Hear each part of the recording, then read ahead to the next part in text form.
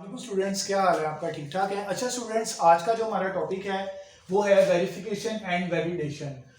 अच्छा, इनके नाम से पता चल रहा है कि वेरिफिकेशन और वैलिडेशन जो उनसे हैं, ये दो वर्ड यूज हो रहे हैं इसके अंदर। वेरिफिकेशन के अंदर आप वेरीफाई करेंगे, वेरिफिकेशन के अंदर आप उसकी चेकिंग कर लेंगे कि आपकी जो वर्किंग है वो ठीक हो रही है या नहीं हो रही। तो वेरिफिकेशन के अंदर सबसे पहले क्या चीज़ आती है, हम अगर इसको कंप्यूटर टर्म्स में देखें तो आप अगर बिलफर्ज आपने एक प्रोग्राम बना लिया, ठीक है, उसका डाटा भी टेस्ट हो गया। अब आप चेक करेंगे कि आपका जो प्रोग्राम है वो जो प्रॉब्लम है उसी को सॉल्व करने के लिए सही काम कर रहा है या नहीं कर रहा है। मिसाल के तौर पे एक बैंक के लिए आपने सॉफ्टवेयर बनाया है फाइनेंस का, तो अगर बिलफर्स वो उसके प्रॉब्लम सॉल्व कर रहा है तो वो उसकी वेरिफिकेशन को कंप्लीट कर रहा है, ठीक है। अगर वो उसके प्रॉब्लम को सॉल्व कर रहा है, ठीक है, और उसके जो वर्किंग है सॉल्यूशन उसका बिल्कुल ठीक कर रहा है, तो इसका मतलब आपकी वेरिफिकेशन ओके हो रही है। और अगर बिलफर्स को सॉल्व नहीं करता तो इसका मतलब ये सॉफ्टवेयर जो सा है वो काम नहीं ठीक कर रहा है। इसी तरह अगर आप कोई दूसरी चीज़ों के लिए प्रोग्राम्स बनाते हैं, ठीक है, तो वो सिर्फ उसी चीज़ के लिए काम कर रहा है, ठीक है, तो फिर तो ठीक है। लेकिन अगर वो आपकी नीड्स को पूरा नहीं कर रहा, वो आपके सॉल्यूशन जो सा है उसको सेटिस्फाई नहीं कर रहा जिसके लिए वो डिज़ाइन हुआ है, तो इसका मतलब उसकी वेरिफिकेशन फेल है। अगर वो अपनी नीड्स को पूरा करेगा जिस चीज़ के लिए वो डिज़ाइन हुआ है, तो वो उसकी वेरिफिकेशन कहलाएगी।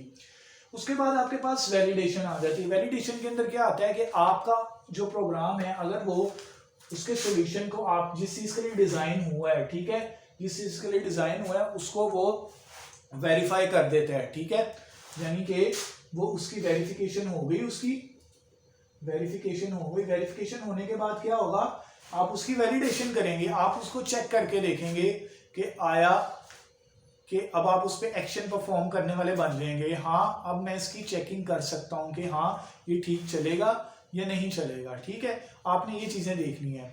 अच्छा, उन्होंने एक बड़ी प्यारी एग्जांपल दी है बुक के अंदर, आप उसको देख सकते हैं। एग्जांपल ये है कि अगर आप पिज़्ज़ा ऑर्डर करते हैं, किसी रेस्टोरेंट में जाते हैं, तो आप उन्हें कहते हैं कि भाई पिज़्ज़ा जो उनसे आप लेके आए और उसका टेस्ट ऐसा होना चाहिए, ठीक है, यानी कि लेस स्पाइसी होना चाहिए। आप कोई भी कह सकते हैं, टेस्ट किसी भी किस्म का होना चाहिए, लेकिन आप अपनी एक बेसिक नीड बताते हैं कि भाई उसके अंदर स्पाइसीपन कम होना चाहिए। तो आप क्या करेंगे, आपने पिज़्ज़ा ऑर्डर किया, थोड़ी देर बाद आप देखते हैं कि हाँ जी आपको पिज़्ज़ा ही आया है, और अगर आपने बिलफर्स जोन सा फ्लेवर किया है वही आया कि नहीं आया, आप ये चीज़ भी देखेंगे। तो फॉर एग्जाम्पल आपके पास पिज़्ज़ा आ गया, पहली नीड आपकी क्या थी कि मुझे पिज़्ज़ा चाहिए, पिज़्ज़ा आपके पास आया, वेरिफिकेशन आपकी ओके होगी। अब आप चेक करेंगे, चेकिंग क्या होगी आपकी, आप उसको खा के देखेंगे कि उसकी स्पाइसीपन है उसमें कि नहीं है, क्योंकि आपने तो कहा था कि लेस स्पाइसी होना चाहिए, ठीक है। तो अगर बिलफर्ज वो लेस स्पाइसी होगा तो आपकी जो वैलिडेशन है वो कंप्लीट हो जाएगी, ठीक है। वेरिफिकेशन तो आपकी होगी कि पिज़्ज़ा ठीक है, लेकिन वैलिडेशन कब कंप्लीट होगी, जब वो लेस स्पाइसी होगा। इसी तरह अगर हम इसी चीज़ को कंप्यूटर के टर्म्स में ले जाएं, तो आपका जो प्रोग्राम है, अगर तो उसी चीज़ के लिए जो जिस चीज़ के लिए डिज़ाइन किया गया है उसी के लिए बना है, ठीक है, तो वो उसकी वेरिफिकेशन है। और अगर वो उसकी जो टेस्टिंग है वो आप कर रहे हैं, वो ओके हो रही है, तो वो आपकी वैलिडेशन है। जब आप उस पर टेस्ट करके परफॉर्म करके चेक करते हैं आया कि मुझे मेरे मुताबिक रिजल्ट मिल भी रहे हैं या नहीं मिल रहे, वो आपकी उसके अंदर आ जाएगी वैलिडेशन के अंदर। अच्छा, उन्होंने एक और एग्जाम्पल दिया बुक के अंदर। उन्होंने कहा कि अगर एक स्टूडेंट है, उसको कहा जाता है कि आपने जो क्लास के जो बच्चे हैं उनके नाम लिखने अल्फाबेटिकल, ठीक है, अल्फाबेटिकल नाम लिखे हुए हैं, अल्फाबेटिकल नाम लिखे हुए हैं, और आपने क्या करना है, उनको असेंडिंग ऑर्डर में लिखना है, ठीक है, असेंडिंग ऑर्डर के जरिए आपने उनको लिखना है।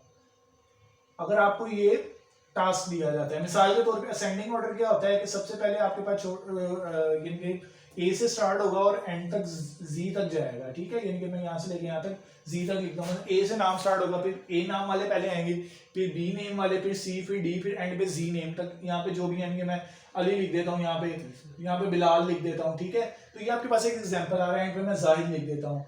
तो ये क्या होना चाहिए, अल्फाबेटिकली होने चाहिए, और क्या होने चाहिए, असेंडिंग ऑर्डर में होने चाहिए। अच्छा, अब क्या होगा, अब आप सबसे पहले इसकी वेरिफिकेशन कैसे करेंगे। वेरिफिकेशन ऐसे करेंगे, अगर आपने कोई एल्गोरिदम बनाया हुआ है, एल्गोरिदम के थ्रू आप चेक करेंगे आया कि मेरा एल्गोरिदम जो सा है वो इसी नीड के लिए है या किसी और चीज के लिए है, क्या वो मेरी असेंडिंग ऑर्डर में कन्वर्ट करता है कि नहीं मेरे इस प्रॉब्लम को। अगर वो इसको करता है तो फिर आप क्या करेंगे, फिर आप इसकी वैलिडेशन देंगे अपने टीचर को। आप अपने टीचर को ये एल्गोरिदम दे देंगे, सर जी ये मेरा काम हो गया है, मैंने एल्गोरिदम लिख दी है और ये इस काम के लिए लिखा गया है।